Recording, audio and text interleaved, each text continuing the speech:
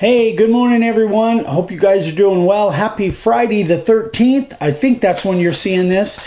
We don't have a Zoom set up for today, so I thought I'd just make a real quick video and answer a question that I get on a regular basis that has to do with making your own layout templates. So here's the thing, and I used to do a lot of these questions, and I want to get into where I'm answering more of your questions. You guys know you can always email me, Eric at that, and I will answer your emails. But I thought this was a question I get often enough that it makes it worthwhile to really talk about it a little bit. So I got a call the other day from Ed in Wisconsin, and he wanted to make his own layout template out of acrylic, out of 1/8 inch acrylic.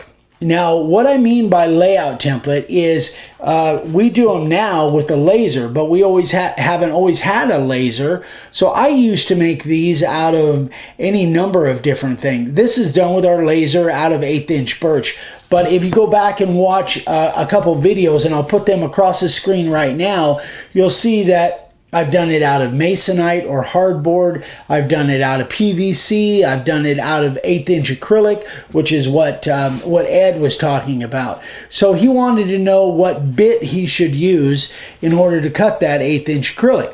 So in my opinion, I would use, well, if you're not using a scroll saw, if you're going to use a router, I would use a profile bit. A profile bit will cut acrylic just fine. But there are some things that you want to take into account if you're going to do that. And again, go back and watch those videos and you'll see kind of a little bit about what I'm talking about. When you're using a profile bit, it has an angle to it. It has a 45 degree at the bottom and 15 down the side, 15 degree down the side. So when you make your initial cut, if you're making something like this, just realize it's going to be skinnier on the back side. So on this, so if you're cutting from this side, it's going to be skinnier on the back side. So when you use that as a spray template, it's going to be real skinny. So what you would do, and what I think I showed on one of those videos, I go and I turn it over after I'm all done with the front side. I turn it over and I open it up on the back side with the same profile bit. So that's one thing. Another thing, if you're cutting 1/8 inch acrylic, and something that I didn't know way back when is you want to slow your spindle speed down. You know how when I answer questions about how fast to run the spindle, I always run at full speed if I'm cutting wood. But if I'm cutting acrylic, I will slow that down. Now, I did some research on the internet, and it says you want to go 18,000 RPMs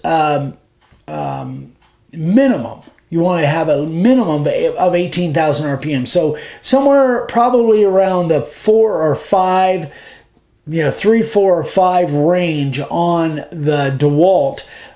You want to try and maybe make it around 20,000 RPM, something like that. So that's another thing if you're cutting acrylic. If you're cutting hardboard or something else, 1/8 inch birch, then just cut at full speed, just like normal.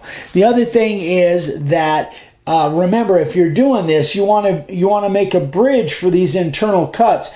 Make a bridge on your internal cuts so that stuff doesn't fall out of there. This is all stuff that Ed over in Wisconsin, he hadn't really thought about. He was making a like a welcome. He just wants to spell welcome, and he wants to cut it out of acrylic so then he can use that as a spray template to just spray a bunch of them real quick.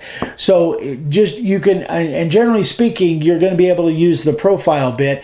If it's super, super tiny, you might have to drop down to the carving liner, but not unless you really have to. And I don't see, most everything will cut with a profile bit.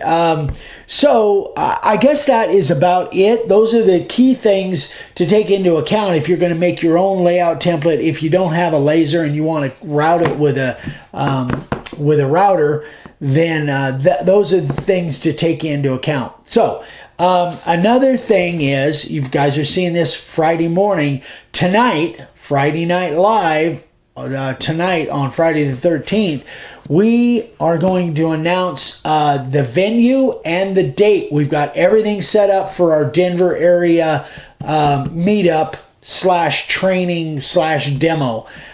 So it's going to take place in October 16th, but we have a venue locked in. And so we're excited to talk to you guys about that tonight on the YouTube Live, 6 p.m. Pacific time on YouTube. And I hope you guys can join us. Have a great day, everybody. Hope you guys have a great weekend planned. And don't freak out about Friday the 13th. It don't mean nothing. Anyway, have a great one, guys. We love you. We'll see you soon. Bye.